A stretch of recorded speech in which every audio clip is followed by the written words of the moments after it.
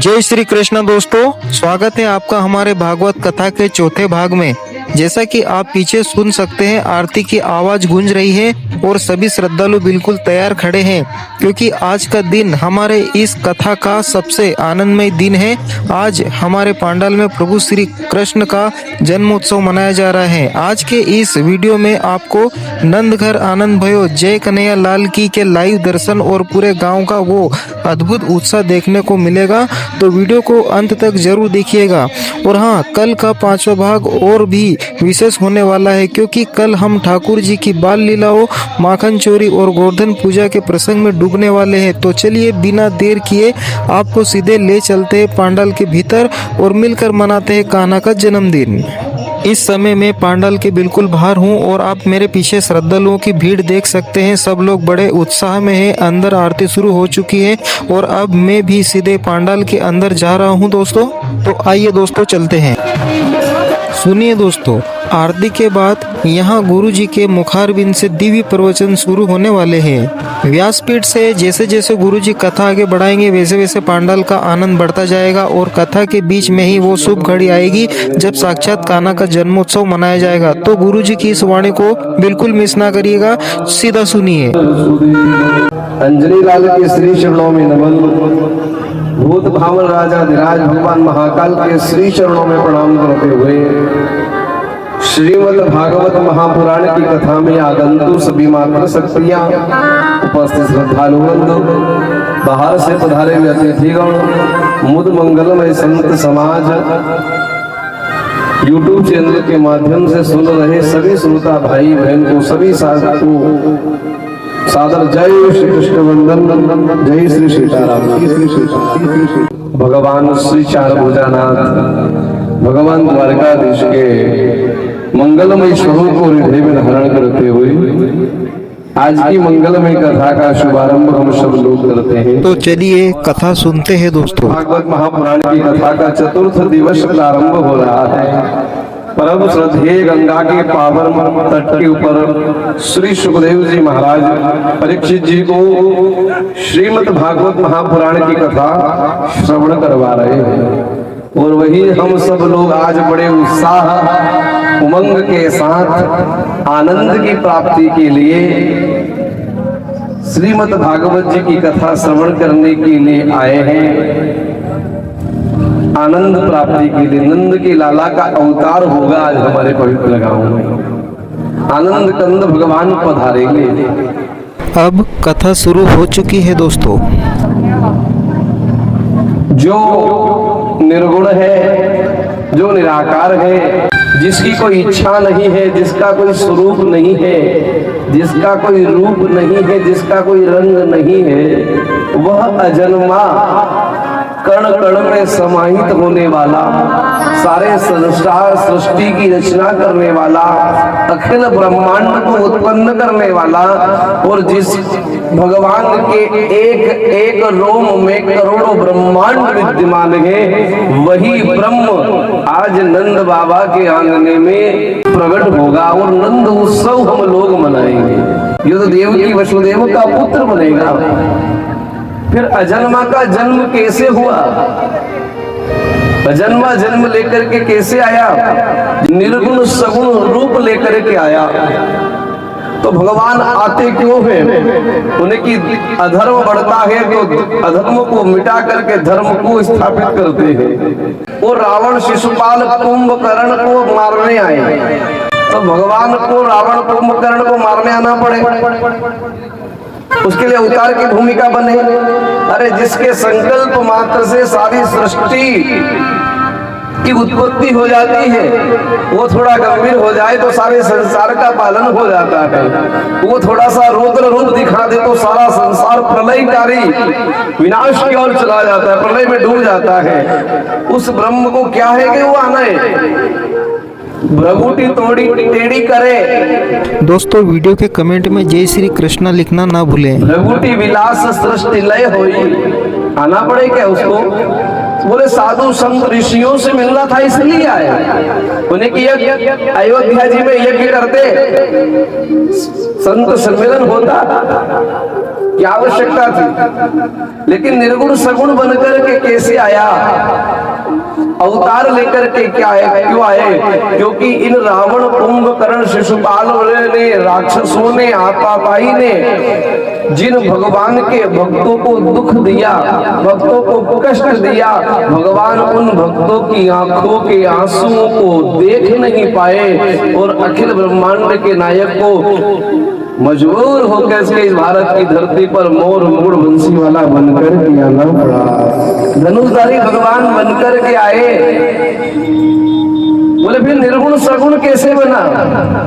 तो कहते हैं कि हवा कभी मुट्ठी में नहीं आती।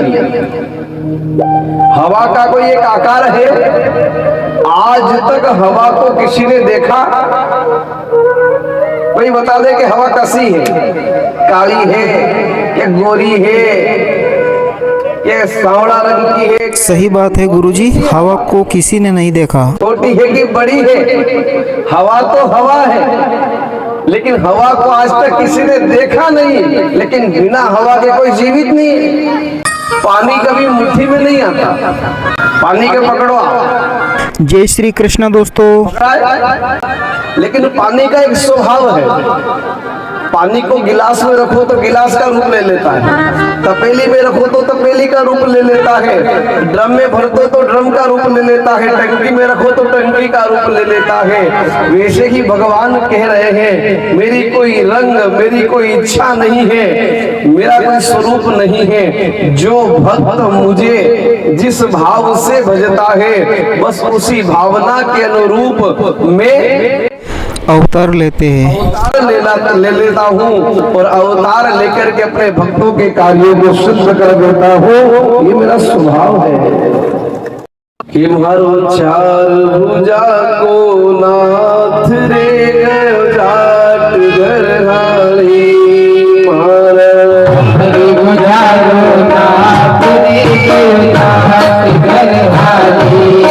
दोस्तों ये बहुत शानदार भजन है, इसे जरूर सुनिएगा।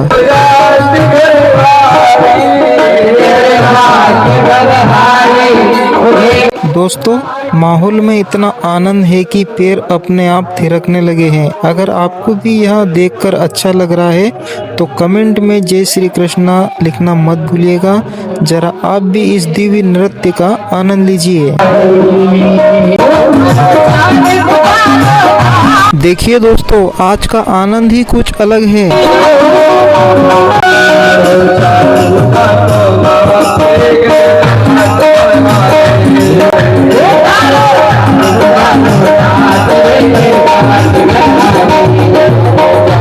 बुढ़ापे पे पहुंचे और साथ न दे, वो शरीर अस्वस्थ हो उस समय ये साथ दे या न दे, लेकिन ठाकुर को अपना बना लिया, जगन्नाथ महाप्रभु को अपना बना लिया, बांके बिहारी को अपना बना लिया और समर्पित हो गए कि मैं आपका हूँ। तो ये कथा बता रही है, स्वयं मंदिर वाला आकर के आपका संभाल करेगा, आपकी सेवा करेगा। प्रबल प्रेम के पाले बढ़कर प्रभु को नियम। देखते रहें दोस्तों, आज का बहुत ही खूबसूरत नजारा होने वाला है। जगन्नाथ जगानेन। दोस्तों ये भजन भी बहुत ही अच्छा है, वीडियो स्किप ना करें। तू न संभाले तो हमें कौन संभाले, जगन्नाथ जगन्नाथ जगाने जगाने जय हो दोस्तों। हमारे गांव के नौजवान भाइयों का उत्साह तो देखिए। आज कान्हा का जन्म उत्सव है तो खुशी तो दोगुनी होनी ही चाहिए।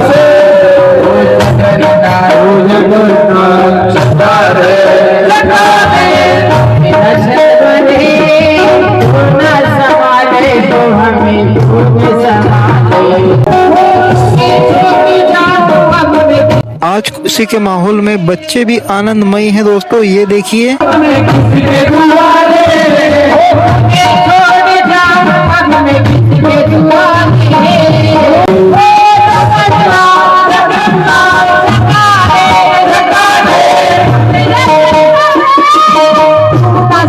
मेरी आगे अब तो तेरे हवाले।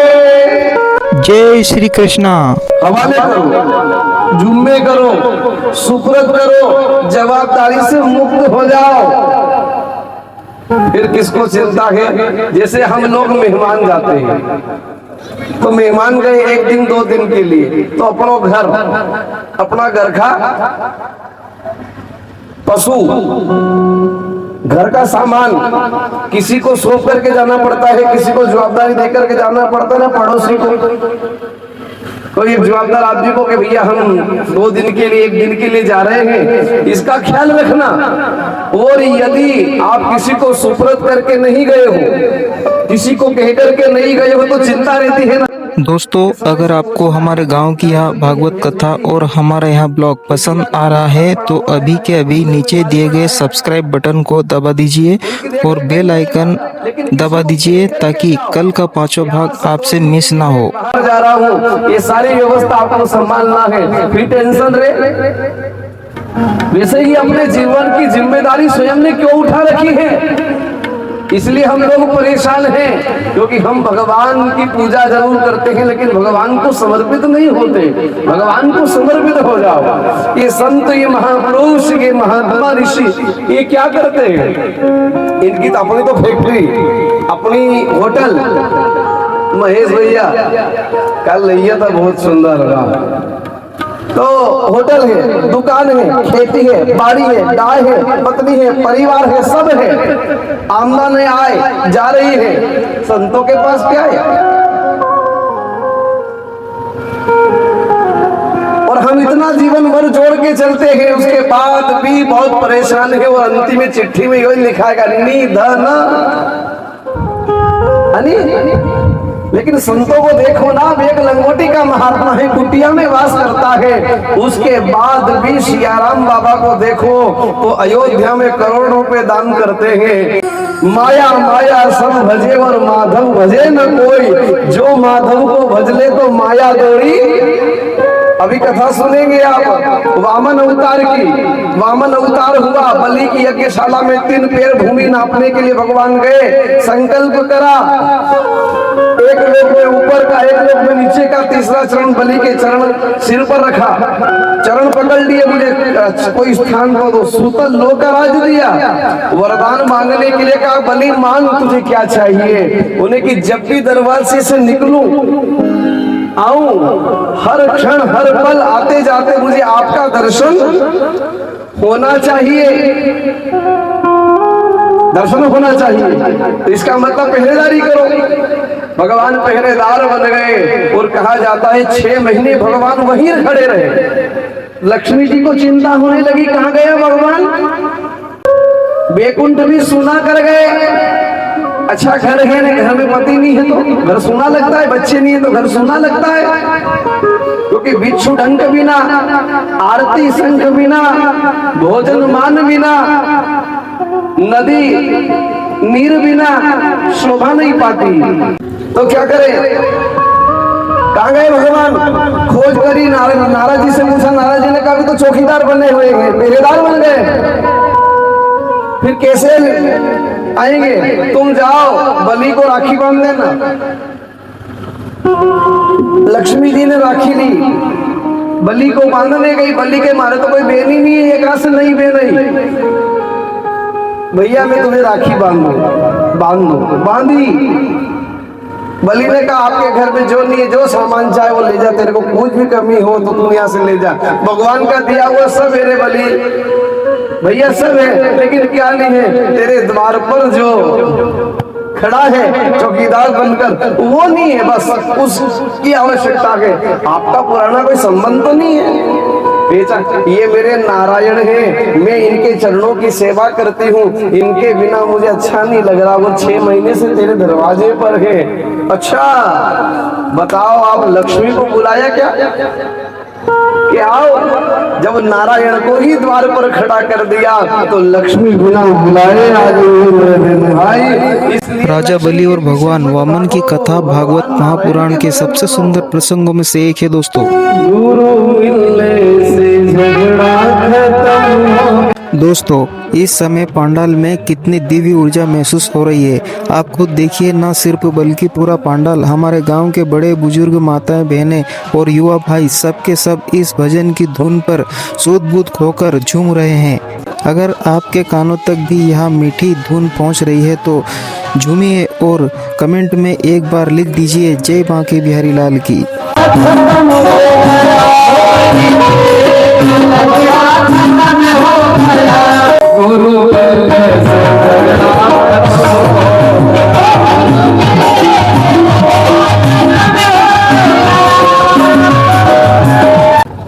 झगड़ा खत्म कर दो, ये सत्य बता क्या मस्त भजन था दोस्तों, आनंद ही आनंद है। द्वेषता को समाप्त कर दो। जब ही तो भगवान की कृपा आएगी, जब ही तो भगवान मिलेगा। निर्मल जन मन सो मोहि पावा और मोहि कपट छल छिद्र न भावा। भगवान ने पहले ही तो कहा कपट भगवान को नहीं भाता। भक्त वत्सल भगवान की तो बड़ा ही आनंद का विषय है। ये भाव खत्म हो, झगड़ा द्वेष खत्म हो, प्रेम भाव से रहे। और बिना भजन के भाव शुद्ध नहीं होगा, मन निर्मल नहीं होगा, एक दूसरे के प्रति भावना अच्छी नहीं बनेगी। इसके लिए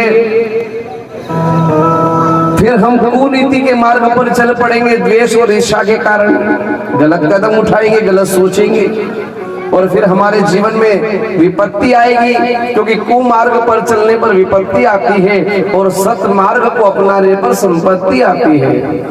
जहां सुमति तहां संपत्ति नाना और जहां कुमति तहां विपत्ति निधाना। कुमति सुमति सबके उर रही और नाना पुराण निगम अस कहीं।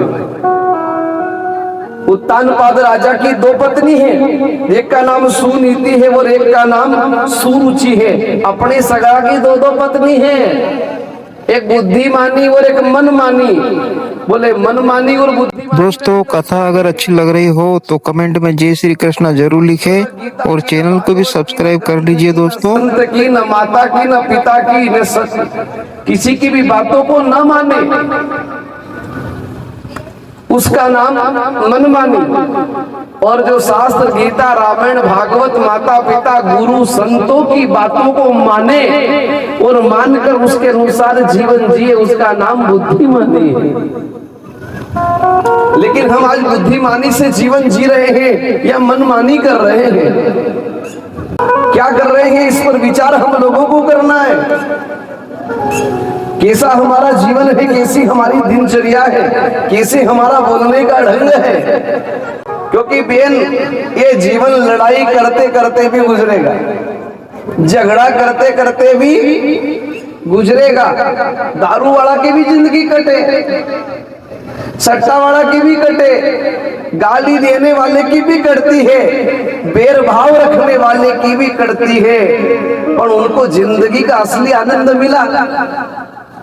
लड़ाई में, झगड़े में, द्वेष में, नशे में जिंदगी गुजर गई। थाने में, कोर्ट में, कचहरी में, अस्पताल में ही जिंदगी निकल गई। वो क्या जीवन है? भोजन बनाते हो, दाल बाफला बनाया, हलवाई से पूछी लड्डू भी बनाना, घी कितना लगेगा? बोले कि 20 किलो। महंगो बहुत है देसी घी, क्या करो डालडा से काम नहीं चले? बोले कि डालडा से बन तो जाएगा लेकिन स्वास्थ्य खराब कर दे तो मुझसे मत कहना, मेरी कोई गारंटी नहीं है। आप महंगी से महंगी 10 लाख की गाड़ी लाओ, क्या लाओ? और उन्हें के पेट्रोल तो घणो महंगो हुई रही। मोदी जी भी कही जाके ज्यादा गाड़ियों मत चलाओ, ज्यादा सोनू मत खरीदो। तो क्या करें? घासलेट से काम नहीं चले गई, ट्रैक्टर गाड़ी घासलेट से नहीं चले। अरे चल तो सकती है पर इंजन खराब हो जाए तो फिर कंपनी को दोष मत देना। इसलिए कह रहे हैं मेरे बहन भाई, भोजन डालडा घी से भी बन सकता है, लेकिन हलवाई से जाकर के पूछो, ट्रैक्टर और गाड़ी घासलेट से भी चल सकती है। कंपनी के मालिक से जाकर के पूछो, जीवन पाप से, लड़ाई से, झगड़े से भी गुजरता है, लेकिन किसी सदगुरु से जाकर के पूछो कि इसको चलाना कैसे है। दोस्तों, गुरुजी ने जो आज कथा सुनाई है ना, उसके लिए शब्द कम पड़ जाएंगे। व्यासपीठ से आज अमृत की वर्षा हो रही है। ये अनुशासन में जरूर रहना। अपना बनी तो फिर ना बने, अब ना बनी तो ना बने।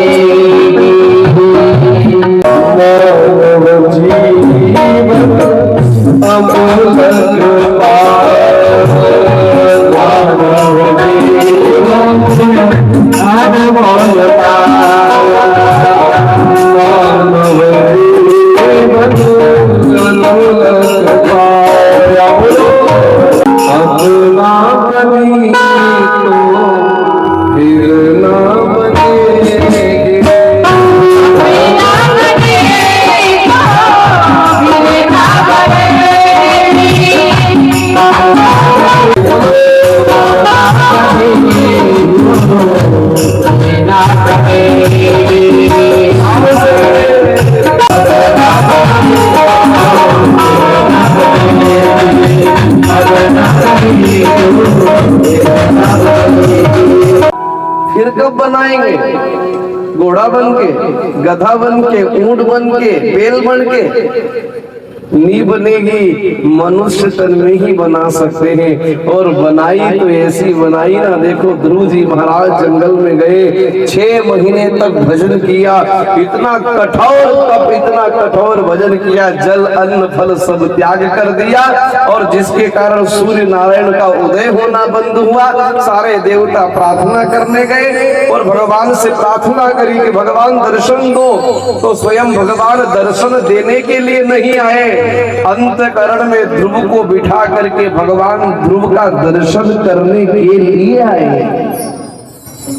राम ही चितावा सुरेश सुजाना, राम ही चितावा सुरेश सुजाना, गौतम श्रापु परम हितवाना, गौतम श्रापु परम हितवाना, देव सकल सुरपति सिहाई, देव सकल सुर। दोस्तों, इस सुंदर भजन को सुनते हुए एक बात दिल में आ रही है कि जिंदगी की भागदौड़ में हम चाहे कितने भी परेशान क्यों ना हो, लेकिन जब भगवान के चरणों में आकर ऐसे भजन कानों में पड़ते हैं ना, तो मन की सारी चिंताएं अपने आप खत्म हो जाती है।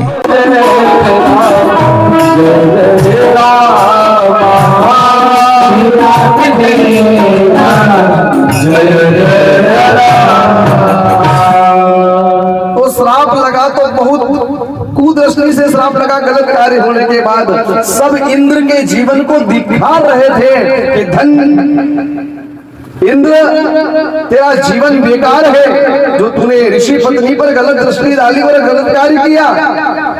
प्रायश्चित तो बहुत बुरा लगा, बहुत पछतावा हुआ, मैंने क्या कर दिया, काम के वशीभूत होकर। और वही जब प्रायश्चित क्षमा मांगी तो कहा, राम को दूल्हा बनते हुए देखोगे तो तुम्हारी ये छिद्र आंखों के रूप में बदल जाएंगे। वही राम विवाह के कारण उनके 1000 छिद्र आंखें बन गई, और सब तो 2-2 आंखों से भगवान राम को दूल्हा बने हुए देख रहे थे। और वही सुरपति देवताओं का राजा इंद्र 1000 आंखों से भगवान को दूल्हा बनते हुए देखा। हरि नाम के रस को सुन सुन कर। दोस्तों, ये है बहुत ही सुंदर भजन, इसे मिस ना करिएगा। सुन सुन कर आनंद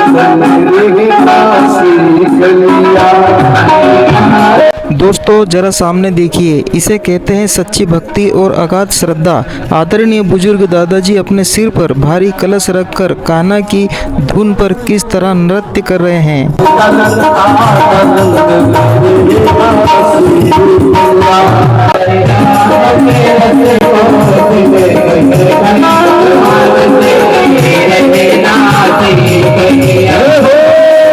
हरि नाम के रस को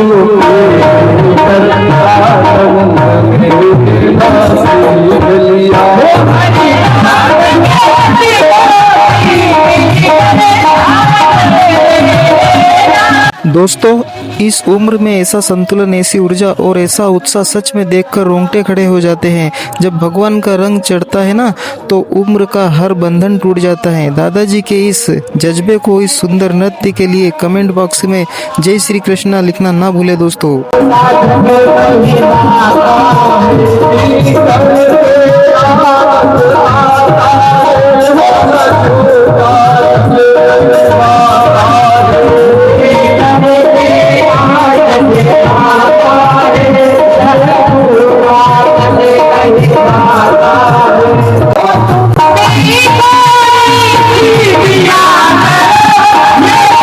बहुत ही सुंदर दृश्य है दोस्तों। वीडियो के लिए एक लाइक तो जरूर बनता है।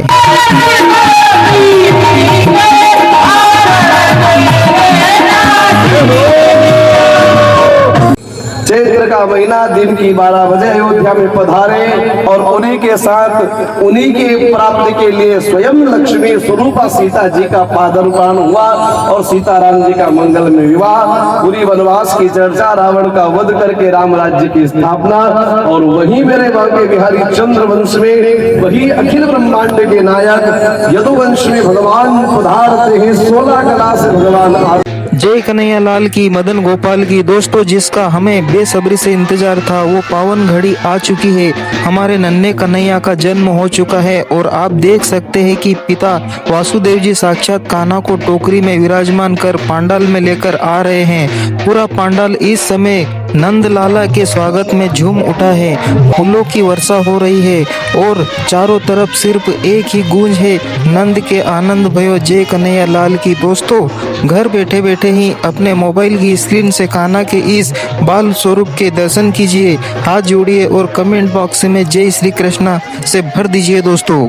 अद्भुत अलौकिक दोस्तों, जरा कैमरे की नजर से इस दिव्य नजारे को देखिए। एक तरफ पिता वासुदेव जी के सिर पर टोकरी में हमारे नन्हे कन्हैया मुस्कुरा रहे हैं और दूसरी तरफ पूरा का पूरा पांडाल में श्रद्धालु खड़े हैं कान्हा की भक्ति में। बच्चे, बुजुर्ग, माताएं, भाई, कोई भी ऐसा नहीं है जो इस समय अपनी जगह पर खड़ा होकर झूम ना रहा हो। बहुत अद्भुत।